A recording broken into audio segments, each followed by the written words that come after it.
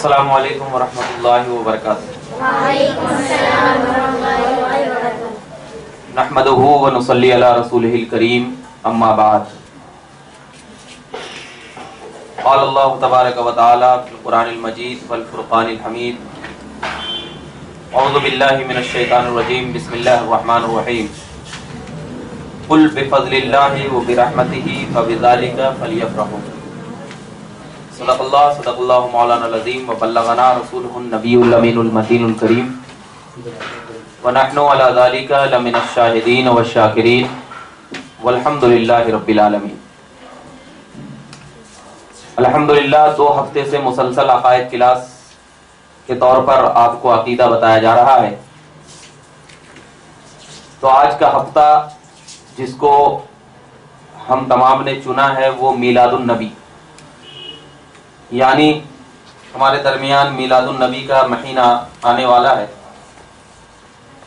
تو اس بنیاد پر آپ لوگوں کو آج میلاد النبی کے بارے میں سمجھایا جائے گا کہ آیا نبی پاک صلی اللہ علیہ وسلم کی میلاد منانا قرآن و حدیث سے ثابت ہے یا نہیں۔ کیونکہ جب آپ میلاد النبی کے ثبوت کو جان لیں گے کہ قرآن و حدیث سے ثابت ہے تو اس کے منانے میں کوئی حرج نہیں رہے گا، کیونکہ جو چیز قرآن و حدیث سے ثابت ہوتی ہے مسلمانوں کو اس پر عمل کرنا واجب ہوا کرتا ہے، ضروری ہوا کرتا ہے۔ یعنی مسلمان قرآن و حدیث کے بتائے ہوئے طریقے پر چلنے کا نام مسلمان کہلایا جاتا ہے۔ اور جب قرآن اور حدیث، مفسر، محدث، یہ تمام لوگوں نے ہمیں میلاد النبی کا ثبوت بتایا ہے، اسی بنیاد پر آج ہم آپ تمام کو میلاد النبی کی کیا حقیقت ہے اور میلاد النبی منانا کیسا ہے اور میلاد النبی کس طریقے سے منایا جائے، یہ تمام چیزیں آپ کے ذہن و دماغ میں بٹھایا جائے گا انشاءاللہ۔ جب آپ کے ذہن و دماغ میں میلاد النبی کس طریقے سے منایا جائے، کیسے منایا جائے، میلاد النبی کے مہینے میں ہمیں کیا کرنا چاہیے، کس انداز سے رہنا چاہیے، جب یہ باتیں، یہ چیزیں آپ کو سمجھ میں آ جائے گی تو انشاءاللہ تبارک و تعالی کوئی بھی آدمی آپ کو میلاد النبی کے خلاف ویڈیو کے ذریعے یا آرٹیکل کے ذریعے یا کتابوں کے ذریعے بہکا نہیں سکتا۔ کیونکہ آپ کے ذہن میں جب قرآن و حدیث کا ترجمہ اور قرآن و حدیث کی آیت رہے گی تو آپ اس کو بول سکتے ہیں کہ نہیں، میلاد النبی کا تو ثبوت قرآن پاک میں ہے تو ہم آپ کی بات کیسے مانیں۔ تو جو چیز قرآن میں ہو یا جو چیز حدیث میں ہو، اگر وہ آدمی قرآن و حدیث سے بات کر کے آپ کو سمجھا رہا ہے تو اس کی بات ماننا ہے، اور اگر نہیں صرف ایسے ہی میلاد النبی منانا شرک ہے، میلاد النبی منانا بدعت ہے، میلاد النبی منانا یہ ہے فلاں ہے، تو یہ سب کیا ہے، بالکل جائز چیز نہیں ہے۔ تو میلاد النبی بیان کرنے سے پہلے میں آپ کو 2 چیز بتانا چاہتا ہوں۔ وہ 2 چیز کیا ہے کہ سب سے پہلی چیز ہے بدعت۔ سب سے پہلی چیز ہے بدعت۔ بدعت کا مطلب ہوتا ہے نئی چیز۔ اسلام میں کوئی نئی چیز کا ایجاد کرنا، پیدا کرنا، خود سے کرنا، یہ بدعت کہلاتا ہے۔ نئی چیز کا اسلام میں کوئی نئی چیز پیدا کرنا کیا کہلاتا ہے، بدعت کہلاتا ہے۔ اب اس بدعت کی بہت ساری قسمیں ہیں، آپ کو معلوم ہوتی ہے، کوئی بعض بدعت اچھی ہوا کرتی ہے، بعض بدعت کیا ہے، بری ہوا کرتی ہے۔ کیونکہ حدیث پاک میں، مسلم شریف کی حدیث پاک میں اللہ کے رسول صلی اللہ علیہ وسلم کی زوجہ محترمہ حضرت عائشہ صدیقہ رضی اللہ تعالی عنہا ارشاد فرماتی ہیں کہ جس نے اسلام میں کوئی اچھا نیا طریقہ پیدا کیا اور نیا طریقہ پیدا کرنے کے بعد کوئی دوسرا شخص اس نئے طریقے پر عمل کیا تو اللہ تبارک و تعالی جو شخص عمل کر رہا ہے اس کو بھی ثواب دیتا ہے اور جو نیا طریقہ پیدا کیا ہے اس کو بھی ثواب دیا کرتا ہے۔ ایک تو یہ، اور جس نے اسلام میں کوئی برا طریقہ پیدا کیا تو جو شخص اس برے طریقے پر عمل کیا تو اللہ تبارک و تعالی اس عمل کرنے والے کو بھی عذاب دیا کرتا ہے اور جس نے برا طریقہ پیدا کیا ہے اس کو بھی عذاب دیا کرتا ہے۔ تو اس بات سے یہ بات معلوم ہوئی کہ بدعت، یعنی بدعت جو نئی چیز ہے تو وہ 2 طریقے کی ہوا کرتی ہے، ایک اچھی اور ایک بری۔ تو اگر اچھا طریقہ رہا تو وہ طریقہ ہمارے لیے کیا ہے، اسلام کے اعتبار سے اس کے طریقے پر کرنا ثواب کا کام ہوا کرتا ہے۔ یہ دو چیز بدعت ہوئی۔ تو اسی بدعت میں ایک بدعت حقیقی ہوا کرتا ہے اور ایک بدعت صوری ہوا کرتا ہے۔ ابھی میں آپ کو سمجھاؤں گا، ایک بدعت حقیقی اور ایک بدعت صوری۔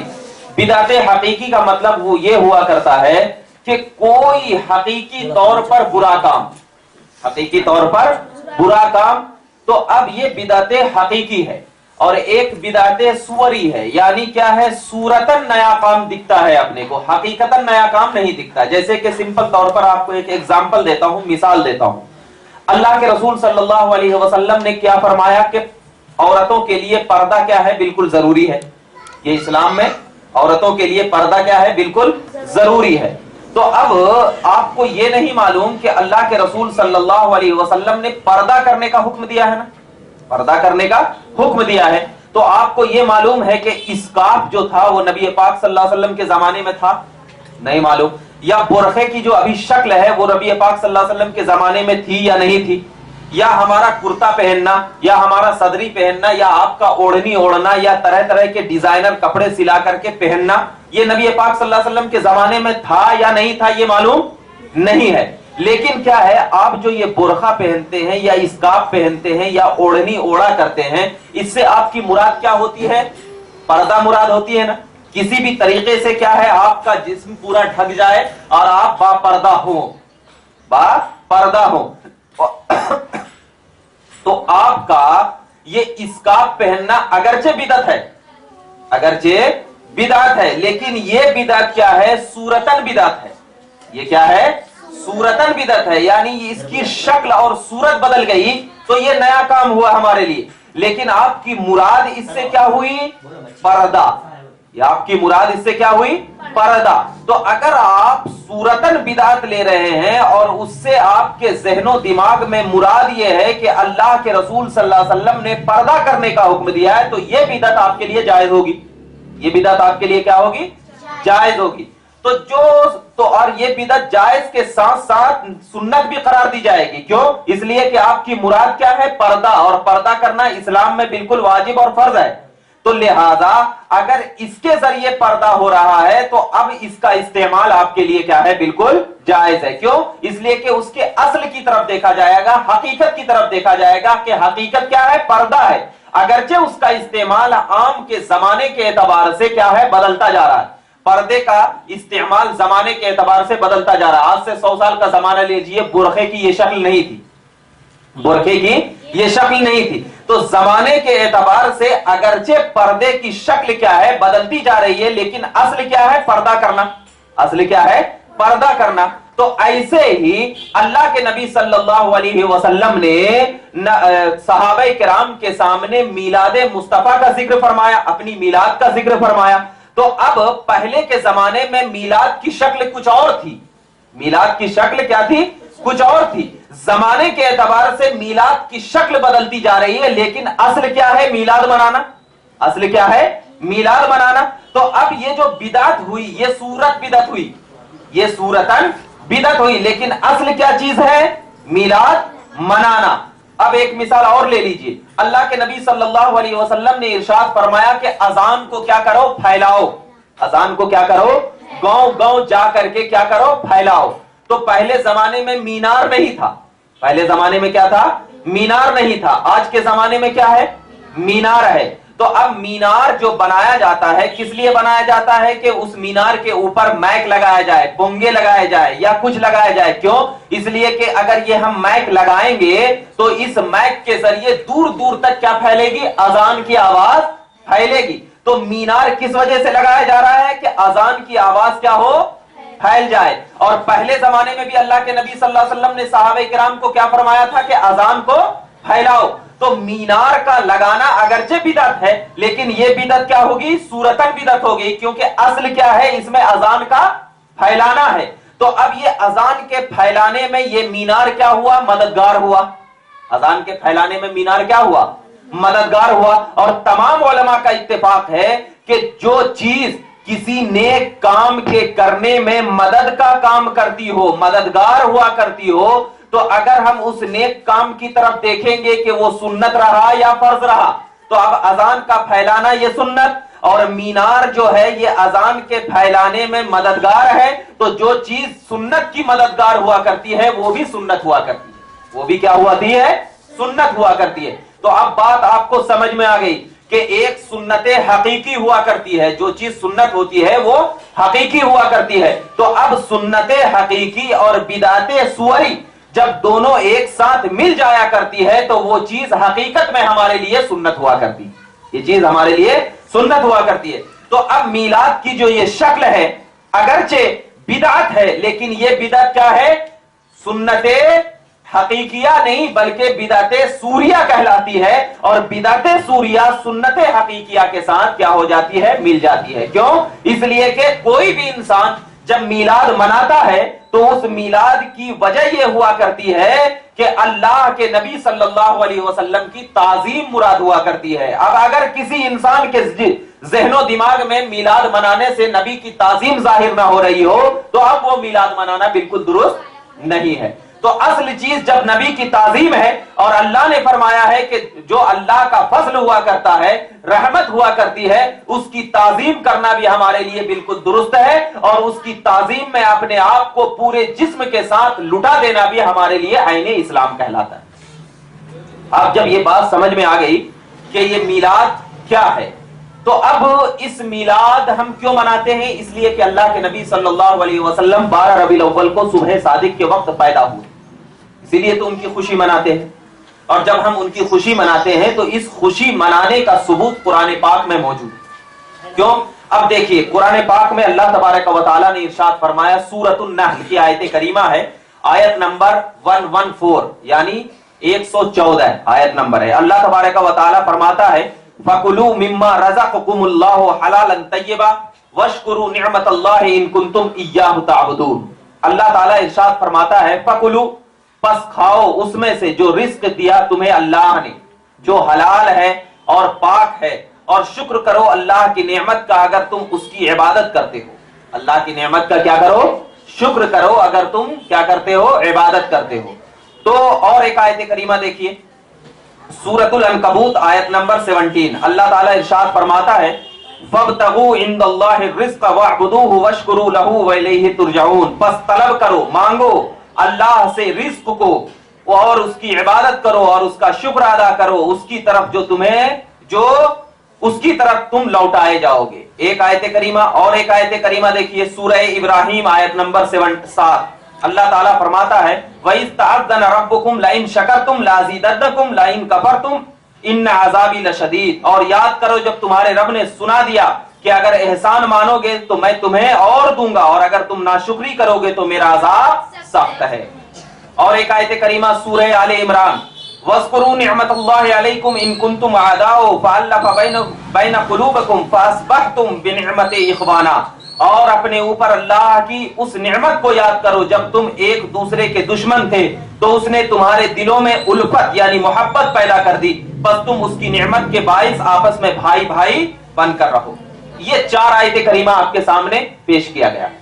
اس چاروں آیت کریمہ میں اللہ تبارک و تعالی ہمیں کیا بتا رہا ہے کہ اللہ تبارک و تعالی نے جو نعمتیں ہمیں عطا کی ہے اس نعمت کا شکر ادا کرنا ہمارے لیے کیا ہے؟ واجب ہے.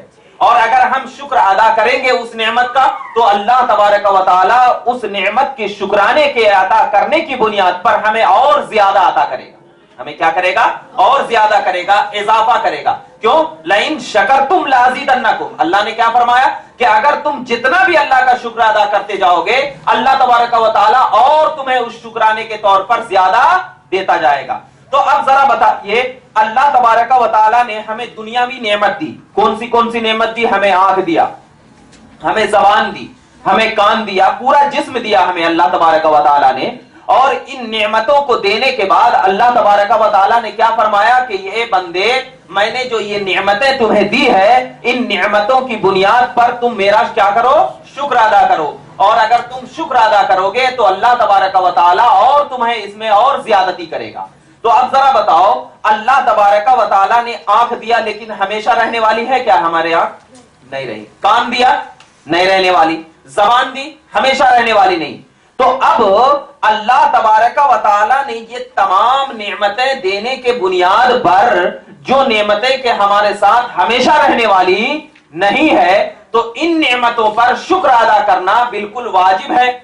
بالکل واجب ہے جو نعمت ہمیشہ رہنے والی نہیں ہے. اور اللہ تبارک و تعالی نے جب ہم کو نعمت دیا تو یہ نہیں کہا کہ اے بندے میں نے تمہیں جو آنکھ دیا ہے، زبان دی ہے، کان دیا ہے، پیر دیا ہے، یہ میں جو نعمت دیا ہوں احسان نہیں کیا ہوں میں تم پر یہ نعمت دے کر. احسان نہیں کیا ہوں، یہ میں نے تمہیں دے دیا، تم اس نعمتوں کا کیا کرو؟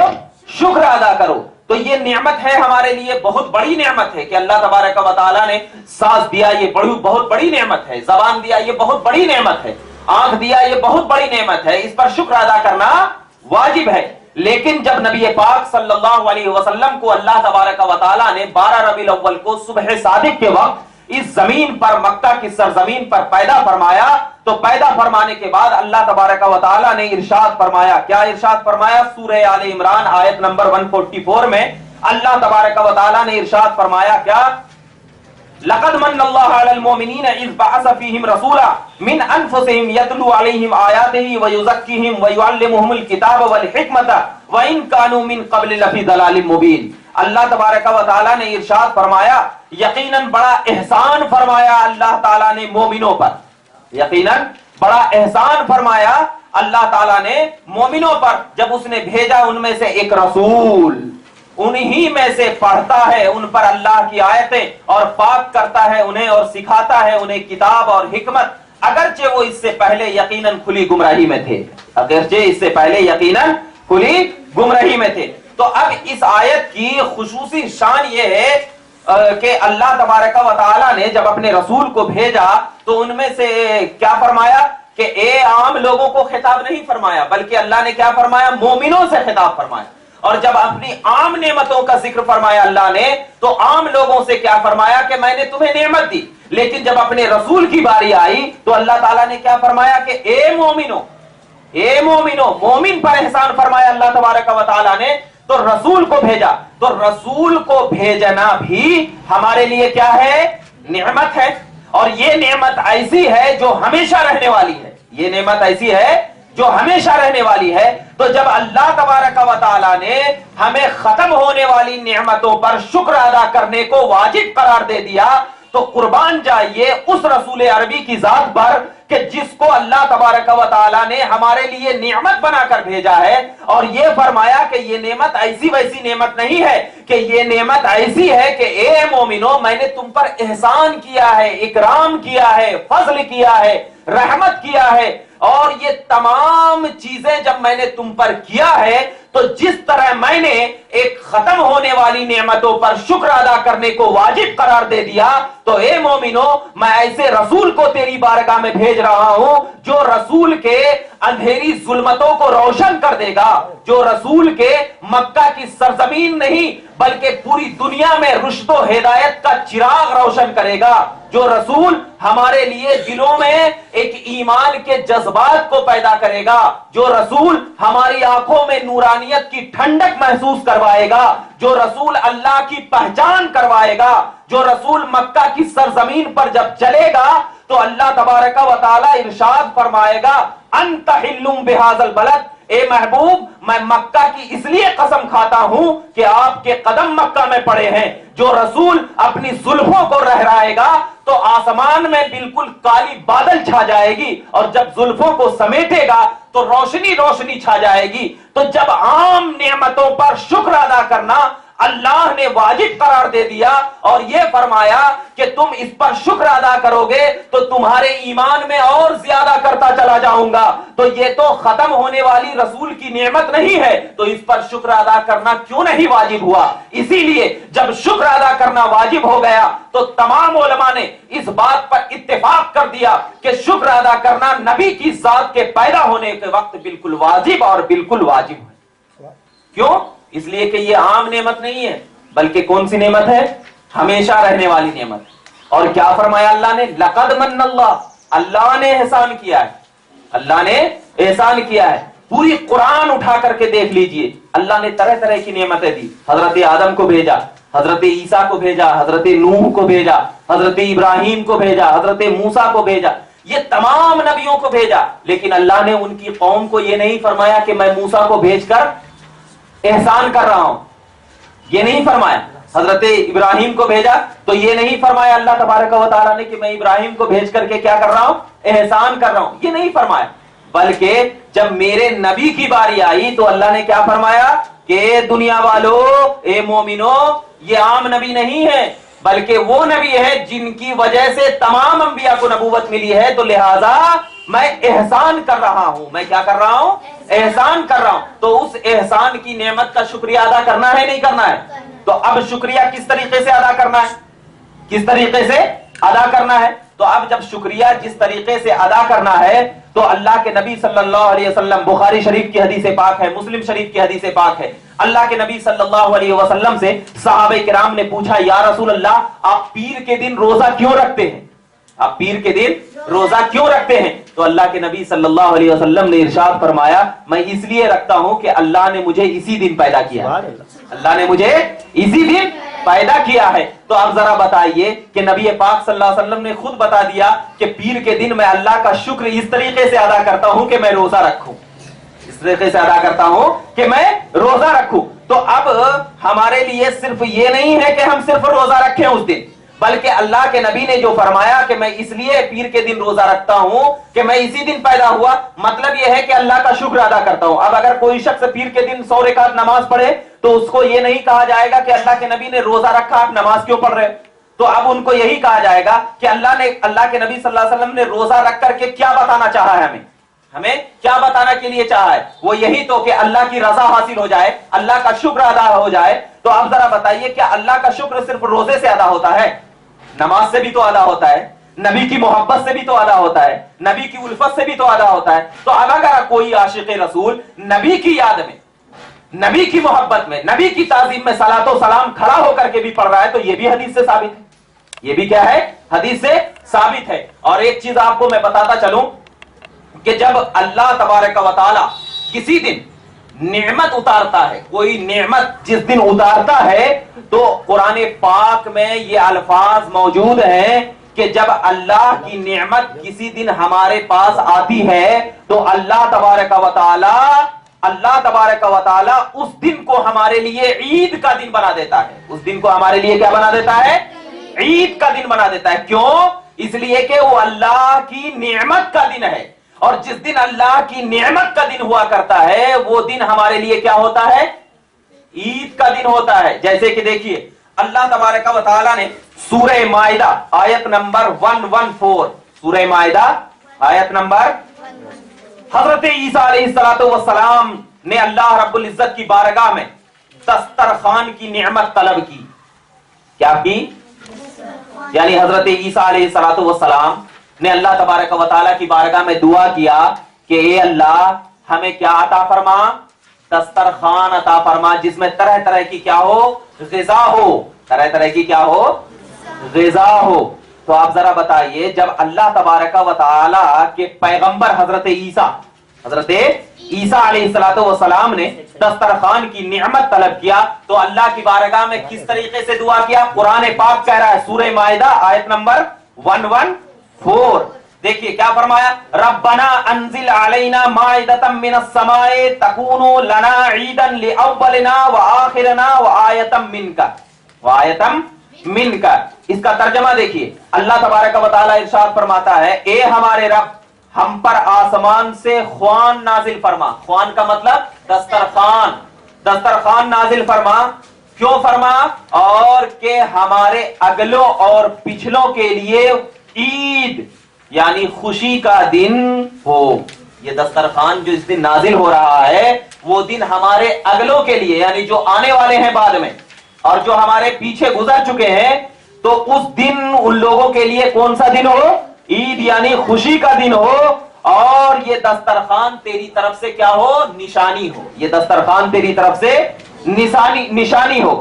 تو اب ذرا بتائیے کہ جس دن اللہ تبارک و تعالیٰ کی نعمت اترتی ہے زمین پر تو اللہ تبارک و تعالیٰ کے پیغمبر کا کیا ہے فرمان؟ قرآن کا کیا ہے فرمان کہ وہ دن ہمارے لیے عید کا دن ہوتا ہے.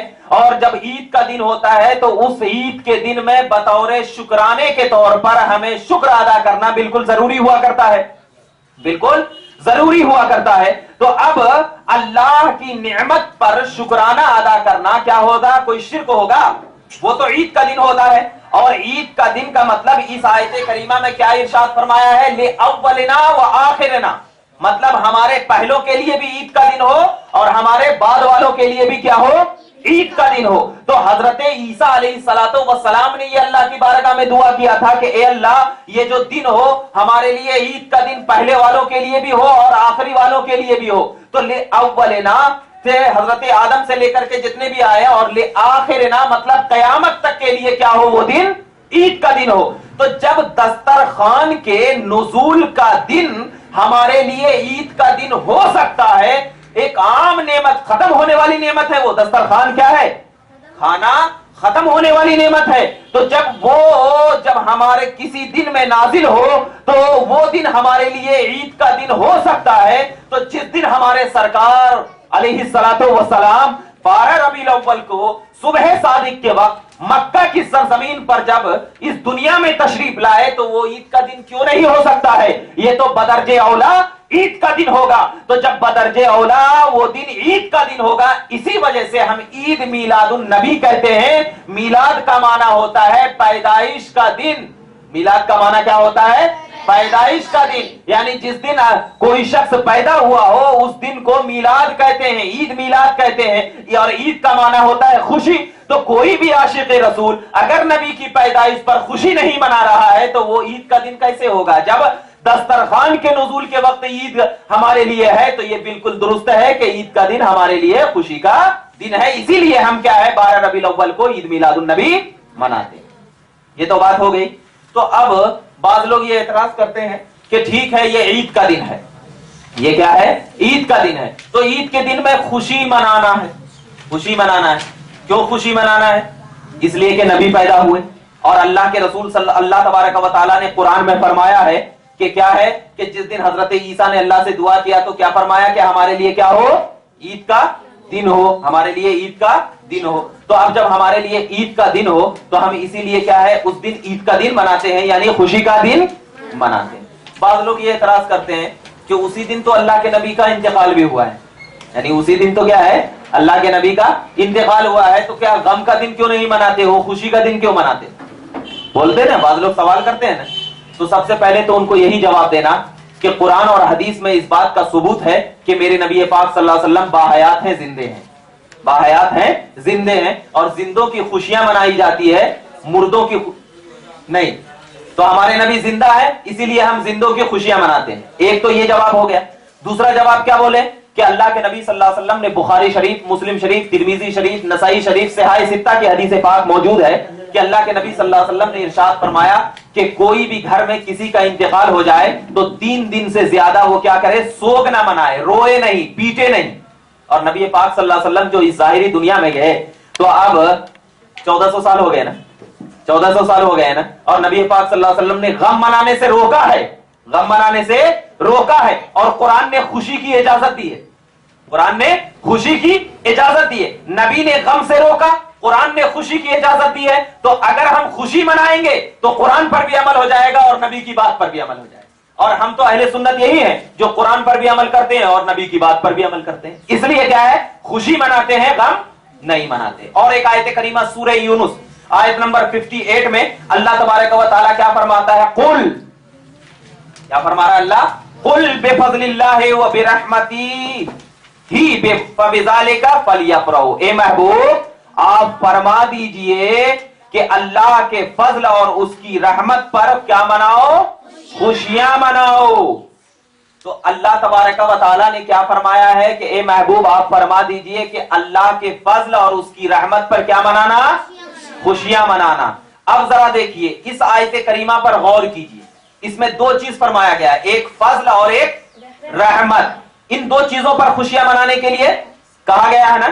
جب ان 2 چیزوں پر خوشیاں منانے کے لیے کہا گیا ہے تو حضرت عبداللہ ابن عباس رضی اللہ تعالی عنہ ارشاد فرماتے ہیں, تفسیر روح المعانی میں علامہ آلوسی نے جلد 10 صفحہ نمبر 141 پر ارشاد فرمایا کہ حضرت عبداللہ ابن عباس نقل فرماتے ہیں, کیا فرماتے ہیں کہ ابو شیخ نے حضرت عبداللہ ابن عباس رضی اللہ تعالی عنہ سے روایت کیا ہے کہ فضل سے مراد کیا ہے, علم ہے. فضل سے مراد کیا ہے, یعنی قرآن پاک میں جو فرمایا ہے قل بفضل اللہ, تو اس میں فضل سے کیا مراد ہے, علم ہے. اور رحمت سے مراد نبی پاک صلی اللہ علیہ وسلم کی ذات ہے. تو اب معنی کیا ہوا کہ اللہ تبارک و تعالی نے جو علم دیا ہے اس علم پر بھی خوشیاں منانا ہے، اور اللہ نے جو محمد عربی صلی اللہ علیہ وسلم کی ذات دی ہے اس ذات پر بھی کیا منانا ہے؟ خوشیاں منانا ہے۔ اور لغت میں یعنی ڈکشنری میں آپ جب دیکھیں گے فرح یفرحو، فرح یفرحو سے یفرحو ہے، یعنی خوشیاں کیسے منانا، یعنی دل بھی خوش ہو، زبان بھی خوش ہو، چہرے پر رونق بھی آ جائے کہ لوگ جب تمہیں دیکھیں تو یہ کہیں کہ یہ بندہ غمگین نہیں ہے بلکہ خوش ہو رہا ہے، بلکہ کیا ہو رہا ہے؟ خوش ہو رہا ہے۔ تو اب ذرا بتائیے کوئی بھی آدمی میلاد کے جلوس میں غم مناتے ہوئے جاتا ہے یا خوش ہوتے ہوئے جاتا ہے؟ خوش ہوتے ہوئے جاتا ہے نا۔ تو میلاد کی جلوس نکال کر کے اس بات کی طرف اجازت مل رہی ہے کہ اللہ نے یفرحو کا لفظ ذکر کیا ہے، یعنی خوشی کا اظہار اس طریقے سے کرو جو طریقہ کے قرآن و حدیث میں منع نہیں کیا گیا، جو طریقہ کے قرآن و حدیث میں منع نہیں کیا گیا۔ اب ذرا دیکھنا، نبی پاک صلی اللہ علیہ وسلم ہے، کتاب المغازی کی حدیث پاک ہے، اللہ کے نبی صلی اللہ علیہ وسلم کی بارگاہ میں چند انصار کی چھوٹی چھوٹی بچیاں آئی، اور آ کر کے جب نبی پاک صلی اللہ علیہ وسلم کسی جنگ سے واپس آ رہے تھے تو اللہ کی وہ بندی یعنی چھوٹی چھوٹی بچیاں نبی پاک صلی اللہ علیہ وسلم کے استقبال میں کھڑے ہو کر کے دف بجا رہی تھی۔ کیا ہو رہی تھی؟ دف بجا رہی تھی، اور یہ گنگنا رہی تھی۔ کیا کر رہی تھی؟ گنگنا رہی تھی۔ تو میں بتانے کا مقصد یہ ہے کہ جلوس بھی تو اسی شکل کا ہوتا ہے، جلوس بھی تو کیا ہوتا ہے؟ اسی شکل کا ہوتا ہے۔ تو اگر اسی شکل کے اعتبار سے نبی کی نعت پڑھی جائے تو اس نعت میں نبی کی محبت شامل ہوتی ہے یا دشمنی شامل ہوتی ہے؟ اور محبت رسول ہی نبی ایمان کی کیا ہے؟ اصل ہے۔ محبت رسول ہی ایمان کی اصل ہے، اور اللہ نے فرمایا ہے کہ اللہ کی جو رحمت ہے اس میں بھی خوشیاں منانا۔ اللہ کی رحمت سے مراد نبی کی ذات، اللہ کا جو فضل ہے اس میں بھی خوشیاں منانا، مگر اللہ نے یہ نہیں فرمایا ہے کہ خوشیاں کس طریقے سے مناؤ۔ یہ فرمایا ہے کیا؟ نہیں فرمایا نا۔ اگر فرما دیتا اللہ نے کہ نماز پڑھ کے خوشیاں مناؤ، روزہ رکھ کر خوشیاں مناؤ، تو یہ حکم ہمارے لیے کیا ہے؟ بالکل واجب ہو جاتا۔ لیکن جب کوئی چیز اللہ مطلق رکھتا ہے، عام رکھتا ہے، تو اس سے کیا مراد ہوتا ہے؟ یعنی وہ طریقہ استعمال کرنا اسلام میں جو طریقہ کے اسلام میں جائز ہو، جو طریقہ کے اسلام میں جائز ہو۔ جیسے کہ ہم کیا کرتے ہیں؟ نعت پڑھتے ہیں، نعت پڑھتے ہیں نا، تو یہ طریقہ بھی اسلام میں جائز ہے کہ جیسے حضرت حسان بن ثابت نے نبی کے سامنے نبی کی تعریف کی نعت پڑھتے ہوئے، یہ طریقہ ہوا۔ دوسرا طریقہ قرآن پڑھتے ہیں، لوگوں کو کھانا کھلاتے ہیں، صدقہ و خیرات کیا کرتے ہیں، محفلیں سجاتے ہیں، ذکر و اذکار کیا کرتے ہیں، نبی کو یاد کیا کرتے ہیں۔ تو اب ذرا بتاؤ، محفلیں سجا کر کے نبی کا یاد کرنا یہ ذکر الہی ہے یا نہیں ہے؟ ہے۔ اب محفلیں سجا کر کے درود و سلام پڑھنا حدیث سے ثابت ہے یا نہیں ہے؟ ہے۔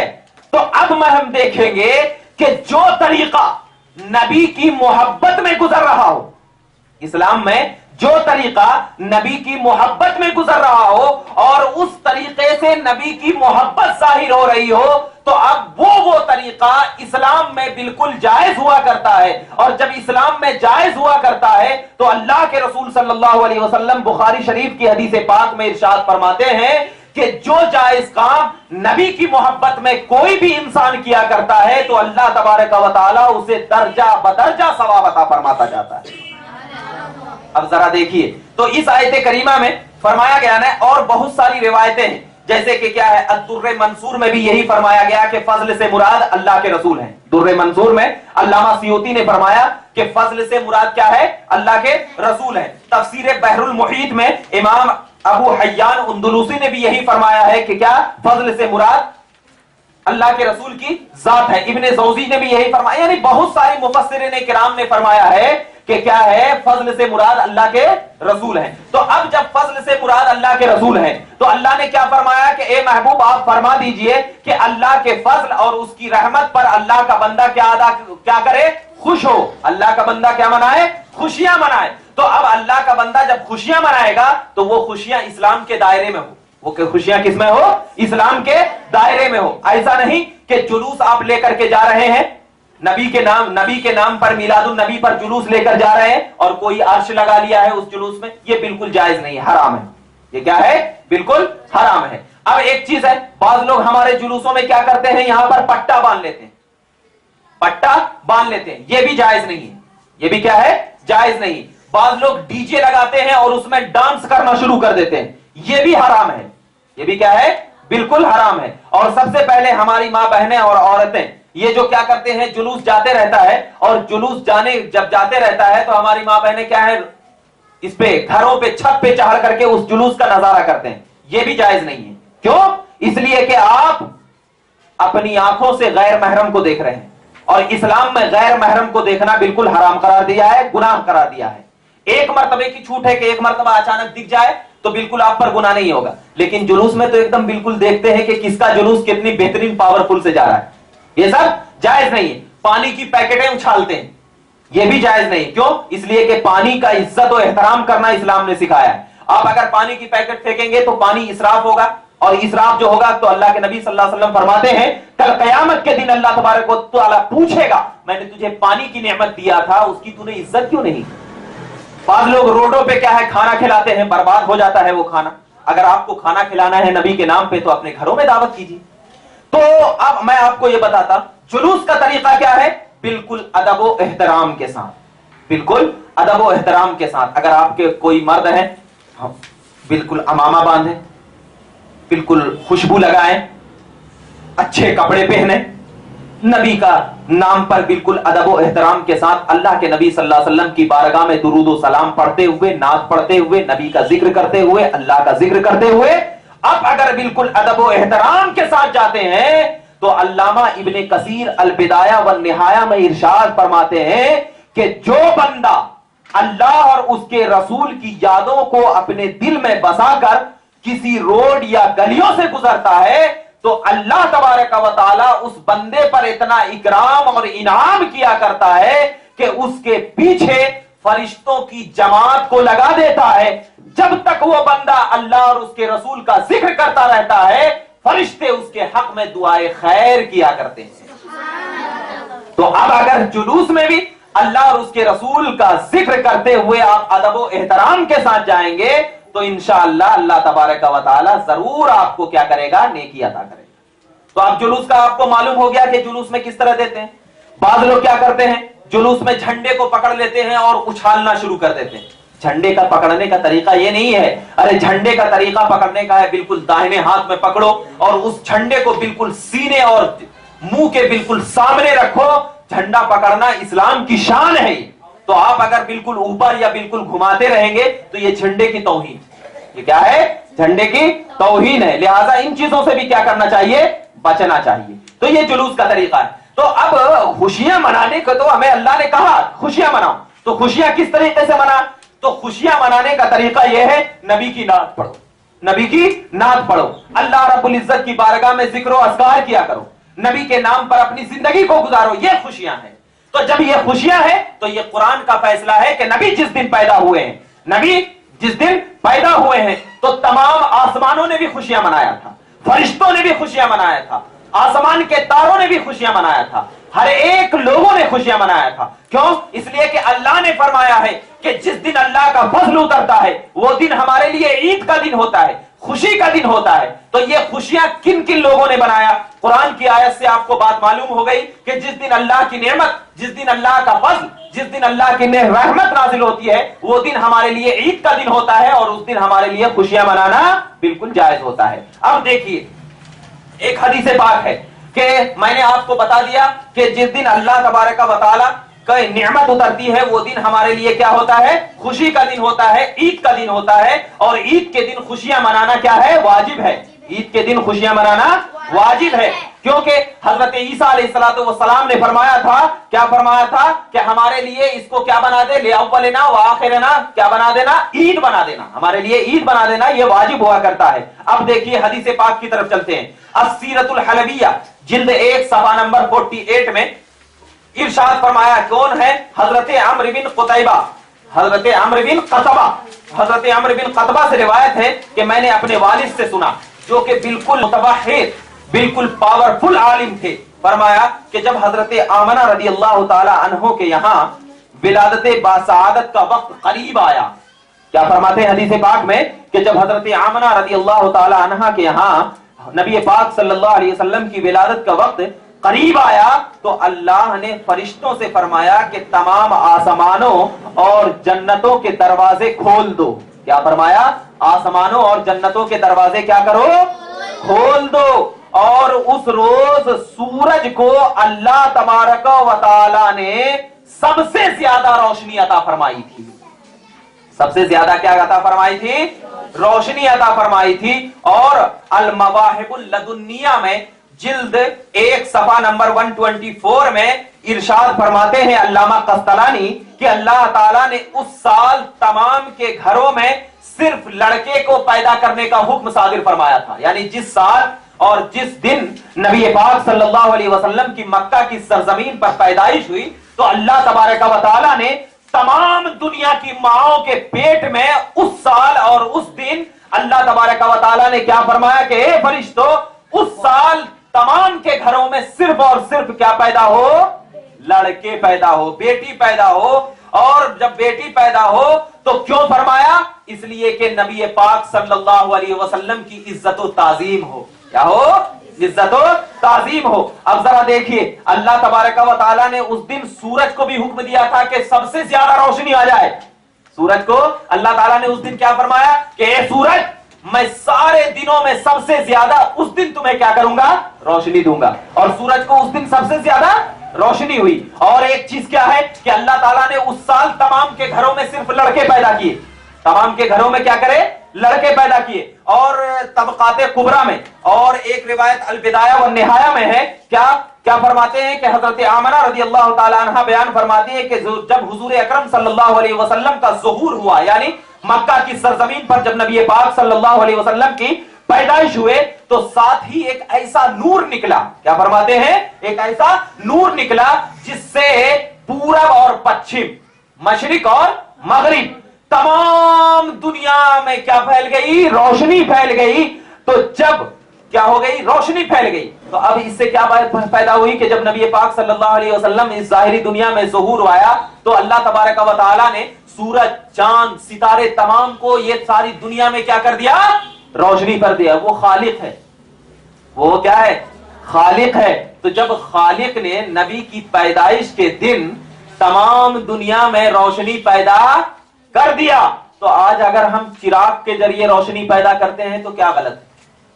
وہ تو خالق ہے. اس کی بہت بڑی شان ہے کہ اللہ تبارک و تعالی سب سے عظیم ہے. تو اللہ نے نبی کی تعظیم اور عزت کے لیے کیا کیا؟ چاند اور سورج، ستارے تمام کو یہ حکم دے دیا کہ پوری دنیا کو کیا کر دو؟ روشن کر دو. تو جب اللہ نے نبی کی پیدائش کے وقت تمام دنیا کو کیا کر دیا؟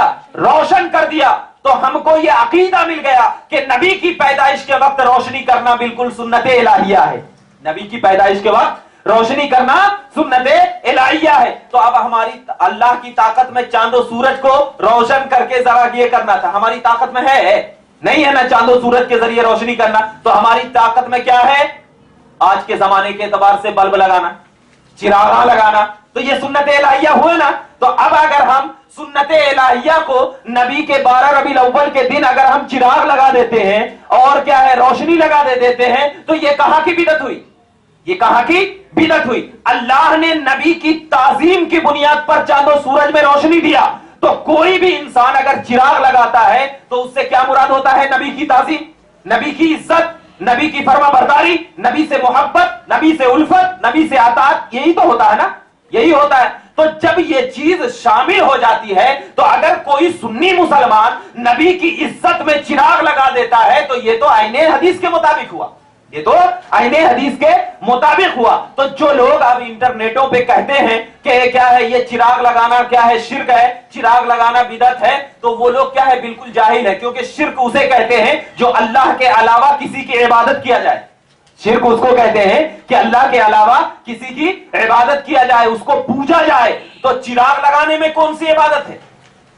چراغ لگانے میں کون سی عبادت ہے؟ ارے چراغ لگانا یہ واجب نہیں، یہ فرض نہیں، یہ بلکہ کیا ہے؟ مستحب ہے. اور مستحب کام جب کسی عزت و تعظیم کی بنیاد پر کیا جاتا ہے تو اللہ کے رسول فرماتے ہیں کہ جس امر کی نیت اگر جس کی طرف ہو جاتی ہے، جس کام کی نیت جس کی طرف ہو جاتی ہے اللہ تبارک و تعالیٰ اس کو نیتوں کے اعتبار سے ثواب دیتا ہے. تو اگر کوئی سنی مسلمان اگر چراغ کو اس نیت سے لگا رہا ہے کہ اللہ نے 12 ربیع الاول کے دن سورج اور چاند کے ذریعے نبی کی تعظیم کروائی تھی، اسی لیے ہماری طاقت میں چراغ کے ذریعے اگر نبی کی تعظیم ہے تو ضرور اللہ تعالیٰ ثواب عطا فرماتا ہے. اسی لیے ہم 12 ربیع الاول کو کیا کرتے ہیں؟ چراغ لگاتے ہیں. تو میلاد النبی کا ثبوت ملا نا؟ میلاد النبی کا ثبوت ملا کہ نہیں ملا؟ اور ایک روایت دیکھیے البدایہ والنہایہ میں کہ فرماتے ہیں علامہ ابن کثیر جلد 2 صفحہ نمبر 264 میں کہ جس رات آپ صلی اللہ علیہ وسلم کی ولادت ہوئی، یعنی جس رات آپ صلی اللہ علیہ وسلم اس ظاہری دنیا میں پردہ آئے، مارز وجود میں آئے، ظاہر ہوئے، تو حضور کی والدہ کے پاس تھی. میں کیا تھی؟ حضور کے والدہ کے پاس تھی. حضرت کون فرماتے ہیں؟ حضرت عثمان بن عفان کی والدہ فاطمہ بنت عبداللہ ثقفیہ فرماتی ہیں، فاطمہ بنت عبداللہ ثقفیہ فرماتی ہیں کہ جس رات نبی پاک صلی اللہ علیہ وسلم اس ظاہری دنیا میں ظہور فرمائے تو وہ فرماتی ہیں کہ میں ان کے والدہ کے پاس تھی. میں نے دیکھا کہ خانہ کعبہ نور سے چمک اٹھا ہے. میں نے کیا دیکھا؟ کہ خانہ کعبہ کیا ہوا ہے؟ نور سے چمک اٹھا ہے، اور ستارے زمین سے اتنے قریب آ گئے ہیں کہ مجھے ڈر لگنے لگا کہ کہیں مجھ پر گر نہ جائے. مجھے ڈر لگنے لگا کہ کہیں مجھ پر گر نہ جائے. تو اب اللہ تبارک و تعالیٰ نے ستارے کو اتنے قریب کیوں کیا؟ نور کو کیوں منور فرمایا؟ نور سے پورے کائنات کو کیوں منور فرمایا؟ وجہ کیا تھی؟ کہ اس دن کوئی عام انسان پیدا نہیں ہو رہا تھا، نبی محترم پیدا ہو رہے تھے، نبی مکرم پیدا ہو رہے تھے. تو اب ذرا بتائیے کہ جس دن نبی صلی اللہ علیہ وسلم کی پیدائش ہو اس دن اللہ تبارک و تعالیٰ چاند و سورج کو حکم دے کہ اے چاند و سورج جا دیکھ، اور دیکھ کر کے پوری کائنات میں کیا کر دے؟ روشنی پھیلا دے، کیونکہ دنیا کو معلوم ہو کہ وہ ہستی آنے والی ہے جو ہستی کے ظلم کو روشن کر دے گی، جو ہستی کے ظلم کو کیا کر دے گی؟ مٹا دے گی، روشنی پیدا کرے گی. اسی لیے پروردگار عالم نے چاند و سورج کو حکم دیا کہ نبی کی تعظیم کرے، نبی کی عزت کرے، نبی کی فرما برداری کرے. اور ایک روایت دیکھیے کیا فرماتے ہیں؟ مسلم شریف حدیث نمبر 1131، بخاری شریف حدیث نمبر 1901 میں اللہ کے نبی صلی اللہ علیہ وسلم ارشاد فرماتے ہیں کہ یہودی لوگ جو تھے نا وہ عاشورہ کے دن کیا کرتے تھے؟ روزہ رکھا کرتے تھے. کیا کرتے تھے؟ روزہ رکھا کرتے تھے. جب عاشورہ کے دن وہ لوگ روزہ رکھتے تو اللہ کے نبی صلی اللہ علیہ وسلم نے مسلمانوں کو حکم دیا کہ اے مسلمان تم اس دن کیا کرو؟ روزہ رکھو. اس دن کیا کرو؟ روزہ رکھو. صحابہ کرام نے پوچھا یا رسول اللہ اس دن یہودی کیوں روزہ رکھتے ہیں؟ تو نبی پاک صلی اللہ علیہ وسلم نے فرمایا کہ اس لیے کہ اسی دن اللہ تبارک و تعالیٰ نے حضرت موسیٰ اور بنی اسرائیل کو فرعون سے کیا فرمایا تھا؟ نجات دلایا تھا. تو اس کی شکرانے کے طور پر کیا کرتے ہیں؟ روزہ رکھا کرتے ہیں. تو اللہ کے نبی صلی اللہ علیہ وسلم نے ارشاد فرمایا کہ تم زیادہ حقدار ہو کہ تم اس دن کیا کرو؟ روزہ رکھو. تو اس حدیث سے کیا ثابت ہوا کہ جس دن اللہ تبارک و تعالیٰ کسی کے اوپر فضل فرماتا ہے، کسی کے اوپر رحمت فرماتا ہے، تو اس دن کی تعظیم ہمارے لیے بالکل کیا ہو جاتی ہے؟ ضروری ہوا کرتی ہے. تو اب ذرا دیکھیے کہ عاشورہ کے دن اللہ تبارک و تعالیٰ نے حضرت موسیٰ اور بنی اسرائیل کو فرعون سے کیا کیا تھا؟ نجات دلایا تھا. یہ نعمت تھی. یہ کیا تھی؟ بنی اسرائیل پر کیا تھی؟ نعمت تھی. اور اس نعمت کا شکر ادا کرنے کے لیے بنی اسرائیل اور تمام یہودی کیا کرتے تھے؟ روزہ رکھا کرتے تھے. تو جب حضرت موسیٰ علیہ السلام اور بنی اسرائیل کو نعمت ملے تو اس دن کیا کرنا؟ اس نعمت کا شکریہ ادا کرنا کیا ہے؟ واجب ہے، ضروری ہے. تو جس دن میرے نبی صلی اللہ علیہ وسلم پیدا ہوئے تو اس دن ہم نعمت کا شکریہ کیسے نہیں ادا کریں؟ کیسے نہ ادا کریں؟ تو اب ذرا دیکھیے کہ جس دن نبی پاک صلی اللہ علیہ وسلم پیدا ہوئے تو اس دن ہم کیا کرتے ہیں؟ نعمت کا شکریہ ادا کرتے ہیں. اسی بنیاد پر اللہ تبارک و تعالی نے نبی پاک حضرت امام مالک سے پوچھا گیا کہ ذرا بتائیے کہ نبی پاک صلی اللہ علیہ وسلم کا شہر افضل ہے یا مکہ افضل ہے؟ نبی کا شہر افضل ہے یا مکہ افضل ہے؟ تو حضرت امام مالک رضی اللہ تعالی عنہ نے ارشاد فرمایا، کیا پیارا جواب تھا. کیا ارشاد فرمایا کہ جب نبی پاک صلی اللہ علیہ وسلم مکہ میں تھے تو اس وقت مکہ افضل تھا. جب مکہ میں تھے تو اس وقت کیا تھا؟ مکہ افضل تھا. اور جب نبی پاک صلی اللہ علیہ وسلم مدینہ گئے تو مدینہ افضل ہو گیا. جب مدینہ گئے تو مدینہ افضل ہو گیا. اور اس کی دلیل اپنی طرف سے نہیں کہتے ہیں امام مالک، فرماتے ہیں کہ کیا آپ نے سورہ بلد نہیں پڑھا؟ سورہ بلد نہیں پڑھا؟ کیا آپ ذرا دیکھیے کیا فرماتا ہے اللہ تبارک و تعالی، لا اقسم بہذا البلد، لا اقسم بہذا البلد، قسم ہے اے محبوب مجھے اس شہر کی، قسم ہے محبوب مجھے اس شہر کی۔ تو ایک سوال اٹھتا ہے، اے اللہ تو نے کیوں قسم فرمائی؟ تو نے کیوں قسم فرمائی؟ تو اللہ آگے جواب دیتا ہے، انت حل بہذا البلد۔ سب سے پہلے اللہ نے کیا فرمایا؟ لا اقسم بہذا البلد، لا اقسم بہذا البلد، مجھے محبوب قسم ہے اس شہر کی۔ تو ایک سوال ہوتا ہے کہ کیوں قسم فرمایا اللہ نے؟ تو اللہ تعالیٰ آگے کی آیت میں کیا فرماتا ہے؟ انت حل بہذا البلد، اس لیے قسم ہے کہ آپ کا قدم اس شہر میں پڑا ہے، آپ کا قدم اس شہر میں پڑا ہے۔ تو امام مالک فرماتے ہیں کہ نبی کے قدم پڑنے کی وجہ سے اللہ شہر کی قسم فرما دی، تو جہاں جہاں نبی کا قدم پڑے گا وہاں وہاں اللہ کی قسم ہوگی۔ پہلے نبی کا قدم مکہ میں پڑا، اللہ نے مکہ کی قسم کھائی۔ پھر نبی ایک پاک کا قدم مدینہ میں پڑا تو اللہ نے مدینے کی قسم کھائی، اور پھر نبی پاک کا قدم جہاں جہاں پڑتا گیا اللہ تبارک و تعالیٰ نے وہاں وہاں کی قسم فرما دی۔ جیسے دیکھیے جبل ابو قیس پہ اللہ کے نبی صلی اللہ علیہ وسلم کا قدم پڑا، اللہ تبارک و تعالیٰ نے وہاں کی قسم فرمائی۔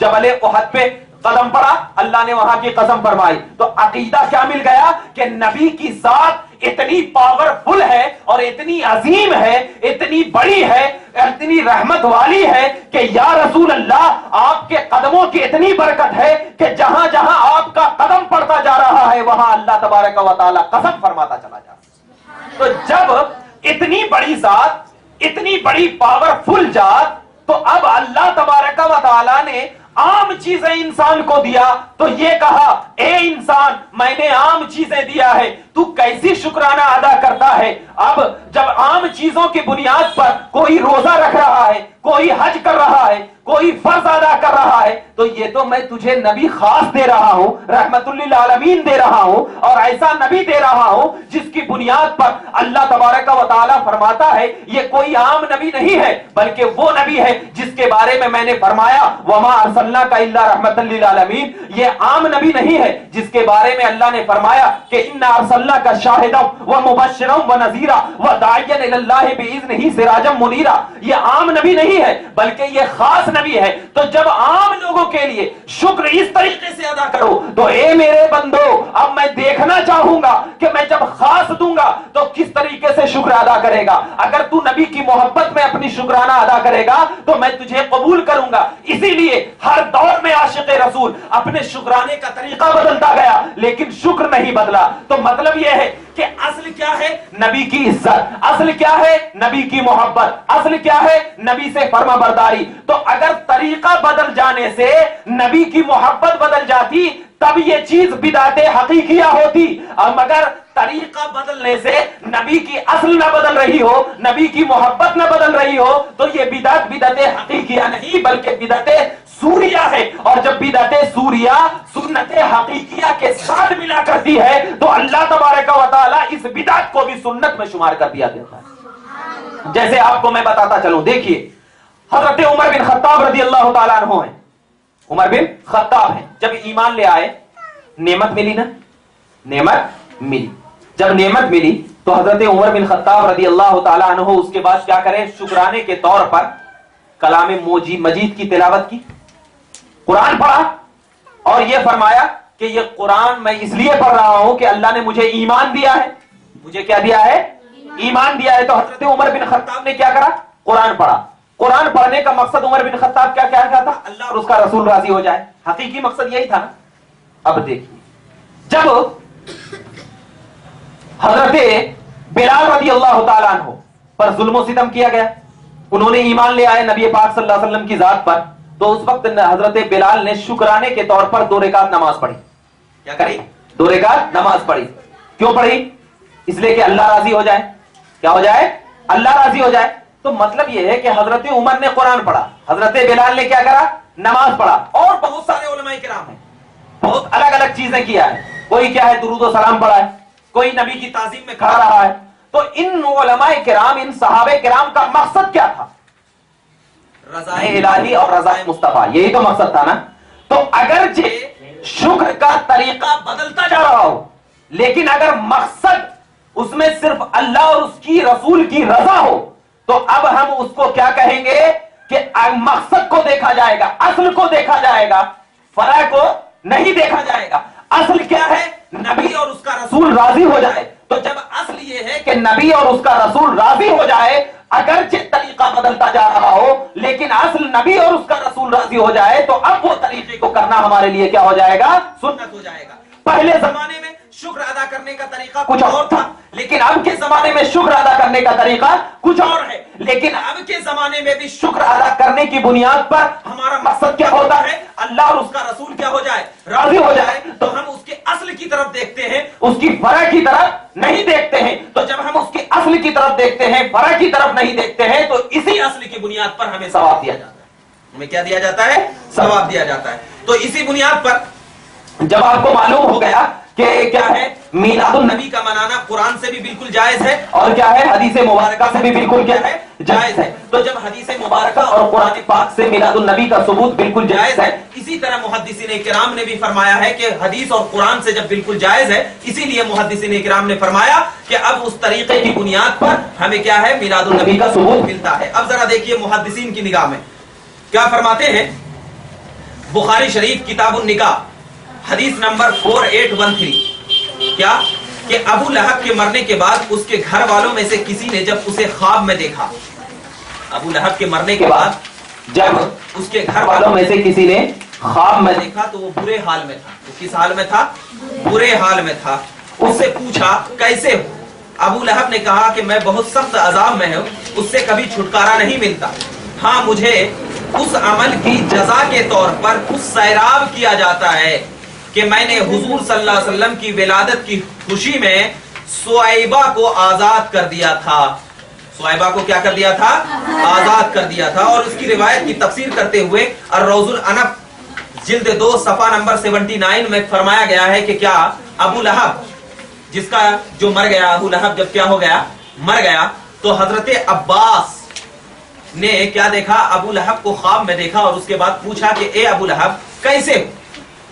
تو انہوں نے کہا کہ میں بہت بالکل عذاب میں ہوں، سخت عذاب میں گرا ہوا. ہاں البتہ مجھے کیا ہے اس دن جس دن نبی پاک صلی اللہ علیہ وسلم پیدا ہوئے، اس دن کیا ہے مجھے عذاب میں تھوڑا کمی کر دیا جاتا ہے. کیا کر دیا جاتا ہے؟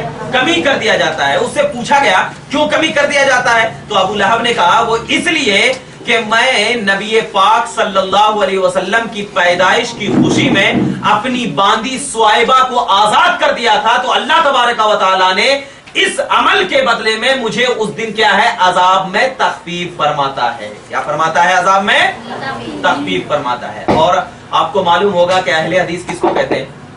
اہل حدیث کون ہوتے ہیں؟ اس کا جو بڑا ہے ابن تیمیہ جو اس کا بڑا ہے وہ لکھتا ہے اپنی کتاب میں مختصر سیرت الرسول صفحہ نمبر 13 یہی روایت لکھتا ہے کیا کہ ابو لہب کو کیا ہے پیر کے دن کیا ہے عذاب میں تخفیف دیا جاتا ہے. کیوں تخفیف دیا جاتا ہے؟ اس لیے کہ ابو لہب نے نبی پاک صلی اللہ علیہ وسلم کے خوشی میں کیا کر دیا؟ اپنی باندی سویبہ کو کیا کر دیا تھا؟ آزاد کر دیا تھا. تو اللہ تبارک و تعالیٰ اس عمل کے بدلے میں کیا کرتا ہے؟ اس کو کیا دیتا ہے؟ عذاب میں تخفیف دیتا ہے اور کچھ سیراب کیا کرتا ہے. تو اس حدیث پاک سے یہ بات ثابت ہو گئی کہ اللہ تبارک و تعالی کوئی کافر پر اللہ تبارک و تعالی اگر فضل فرما دے تو اللہ تبارک و تعالی اس کافر سے عذاب میں کیا کر دیتا ہے؟ تخفیف کر دیتا ہے. کیوں تخفیف کیا؟ ایک غور کرنے کا مقام ہے. تخفیف کیوں کیا؟ ذرا دیکھنا. تخفیف اس لیے کیا کہ ابو لہب نے نبی پاک کی پیدائش کی خوشی میں اپنی باندی سویبہ کو آزاد کر دیا تھا، تو اس لیے تخفیف کیا نا. تو اب ذرا دیکھنا کہ جب ایک کافر جس کے بارے میں کلام مجید میں اس کے کفر کا تذکرہ ہے، ذکر ہے کہ اللہ تبارک و تعالیٰ نے قرآن میں فرمایا ہے کہ یہ بہت بڑا کافر ہے. کیا گیا؟ تبت یدا ابو لہب وتب ما اغنی عنہ مالہ وما کسب. جب ایک کافر کو جس کا ذکر قرآن میں ہے اس کو اللہ تبارک و تعالی نبی پاک صلی اللہ علیہ وسلم کے خوشی منانے کی وجہ سے عذاب میں تخفیف کر دیتا ہے، تو اگر کوئی عاشق رسول اللہ کے نبی صلی اللہ علیہ وسلم کی پیدائش کی خوشی میں اگر خوشیاں مناتا ہے تو بدرجہ اولا اللہ تبارک و تعالیٰ اس کے عذاب میں تخفیف کرتا ہے، بدرجہ اولا اس کے عذاب میں کیا کرتا ہے؟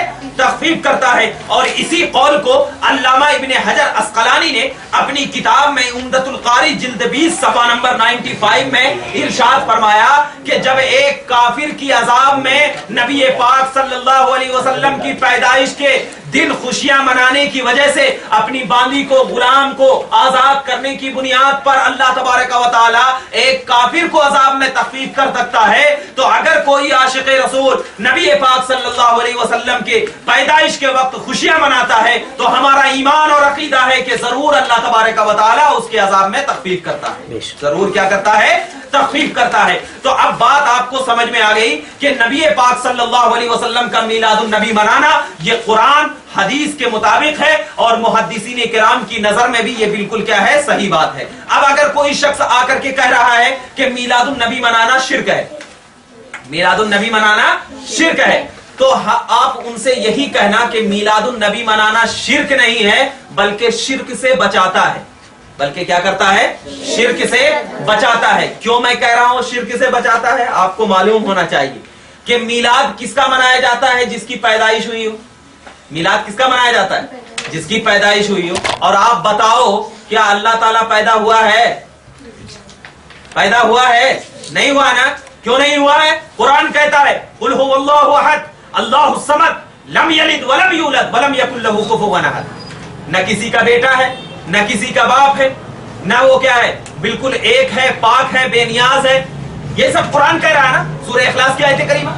اب ذرا بتائیے میلاد کس کا منایا جاتا ہے؟ جو پیدا ہوا، اور اللہ پیدا نہیں ہوا۔ تو جب اللہ پیدا نہیں ہوا ہے تو جو پیدا ہوا ہوگا وہ اللہ نہیں ہو سکتا، جو پیدا ہوا ہوگا وہ اللہ نہیں ہو سکتا۔ تو ہم تمام اہل سنت اور قرآن و حدیث نے یہ فیصلہ دیا کہ کہیں نبی کے معجزے کو دیکھ کر چاند کے 2 ٹکڑے ہو گئے، نبی نے کیا نا، سورج کو پلٹا دیا، نبی نے کیا نا، درخت کو سجدے میں گرا دیا، نبی نے کیا نا، کنکروں نے کلمہ پڑھا، نبی نے کیا ہے نا، مردوں کو زندہ کیا، نبی نے کیا ہے نا، آسمانوں نے سلام کیا، نبی نے کیا ہے نا، آسمانوں پر نبی گئے، نبی نے کیا ہے نا۔ تو یہ تمام معجزات کو دیکھ کر کہیں اے عام انسان نبی کو تم خدا نہ سمجھ بیٹھو، اسی لیے تم نبی کا میلاد مناؤ، کیونکہ جس کا میلاد منایا جاتا ہے وہ کبھی خدا ہو نہیں سکتا۔ تو میلاد منانا یہ شرک نہیں بلکہ شرک سے کیا کرتا ہے؟ بچاتا ہے، کیونکہ میلاد اسی کا منایا جاتا ہے جو پیدا ہوا ہے، اور خدا کبھی پیدا نہیں ہو سکتا۔ تو جو کہہ رہے ہیں کہ میلاد منانا شرک ہے، شرک ہے، شرک ہے، تو دراصل وہی لوگ کیا ہیں؟ مشرک ہے۔ کیوں؟ اس لیے کہ نبی کا میلاد نہیں منائیں گے تو گویا وہ نبی کو خدا سمجھ رہے ہیں۔ ہم اہل سنت کیا کہہ رہے ہیں؟ نبی کو خدا نہیں بلکہ خدا کا بندہ، خدا کا رسول، خدا کا نبی، ایک بہترین ہم تمام لوگوں کے لیے نمایاں رحمت اور بالکل عظمت والا سمجھتے ہیں، اور خدا کے بندوں کا میلاد منایا جاتا ہے، خدا کا نہیں۔ خدا کا بندوں کا میلاد منایا جاتا ہے، خدا کا نہیں۔ اور دیکھیے قرآن کی آیت کریمہ کیا ہے؟ اللہ فرماتا ہے، اللہ فرماتا وَجَعَلْنَا مُبَارَكًا أَيْنَمَا كُنْتُمْ۔ حضرت عیسیٰ علیہ السلام نے کہا کیا؟ سورہ مریم کی آیت کریمہ، اے اللہ ہمیں کیا بنا؟ جعلنا مبارک، ہمیں کیا بنا؟ مبارک بنا، ہمیں کیا بنا؟ مبارک بنا۔ اینما کنتو، جہاں جہاں میں رہوں، اینما کنتو، جہاں جہاں میں رہوں۔ تو حضرت عیسیٰ جہاں جہاں رہیں گے وہ کیا ہوگی؟ برکت والی ہوگی نا، برکت والی ہوگی نا۔ اور دیکھیے جب حضرت عیسیٰ کے بارے میں کیا فرمایا؟ جہاں جہاں حضرت عیسیٰ رہیں گے وہ برکت والی۔ اور آپ کو بالکل یقین ہے کہ حضرت عیسیٰ کو جو نبوت ملی ہے میرے نبی کے صدقے میں ملی ہے نا، میرے نبی کے صدقے میں ملی ہے۔ اور حضرت عیسیٰ کے لیے قرآن میں کیا بنایا؟ اے اللہ ہمیں وہاں وہاں جہاں جہاں میں رہوں برکت والا بنا۔ اللہ فرما رہا النبی اولا بالمؤمنین من انفسہم، نبی کیا ہے؟ مومن کے جانوں سے بھی زیادہ قریب ہے۔ تو جب حضرت عیسیٰ جہاں جہاں رہے برکت والے، تو میرے نبی اگر میرے دل میں رہے تو برکت والے ہوں گے یا نہیں ہوں گے؟ ہوں گے نا۔ اور جب برکت والے ہوں گے تو یہ دل میں نبی پاک کا رہنا ہی اس بات کی دلیل ہے جو خدا ہوتا ہے، جو خدا ہوتا ہے وہ کیا ہے؟ دل میں صرف نہیں رہتا، وہ دل میں نہیں بلکہ کیا رہتا ہے؟ ہر جگہ رہتا ہے۔ خدا اس کی شان کے مطابق تو خدا پاک نے نبی کی میلاد کو منانے کا اس لیے ذکر کر دیا کہ اے محبوب کہیں تجھے اتنی عظمت کو دیکھ کر لوگ دنیا والے یہ نہ کہیں کہ تو خدا ہے، جس طرح حضرت عیسیٰ کی ایک چھوٹی سی عظمت کو معجزہ کو دیا تھا تو ان کی قوموں نے ان کو خدا کا بیٹا کہہ دیا تھا، آپ کو تو میں سراپا معجزہ بنا کر بھیج رہا ہوں۔ تو اے لوگو، اگر تم نبی کو خدا کا بندہ سمجھو گے تو میلاد مناؤ گے، اور خدا سمجھو گے تو میلاد نہیں مناؤ۔ تو جو لوگ میلاد مناتے ہیں وہ نبی کو خدا کا بندہ اور اس کا رسول سمجھتے ہیں، اور جو لوگ میلاد نہیں مناتے ہیں وہ لوگ کیا سمجھتے ہیں کہ یہ خدا ہے، خدا کے بندے نہیں۔